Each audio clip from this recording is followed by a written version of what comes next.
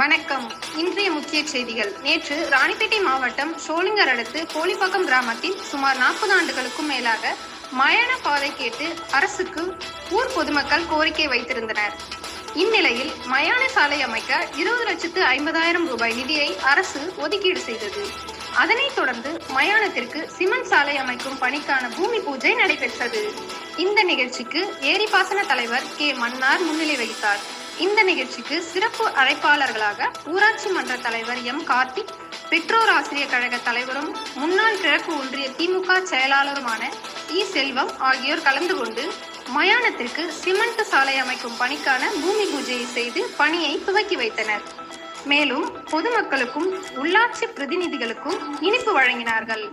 ஊராட்சி மன்ற துணைத் தலைவர் தா. நாராயணன், வார்டு உறுப்பினர்கள் பபிதா சந்திரன், ரவி, பச்சையம்மாள், கிளை நிர்வாகிகள் சரவணன், பாரதி, பச்சையப்பன், ரமேஷ், ஊர் நாட்டாமைக்காரர்கள் கார்த்திக், கடிகாச்சலம், முனிசாமி மற்றும் புறாகுமார், ஆறுமுகம், ராஜேஷ், செல்வம், பொன்னுரங்கம், சங்கர் உள்ளிட்ட பலர் கலந்து கொண்டனர்.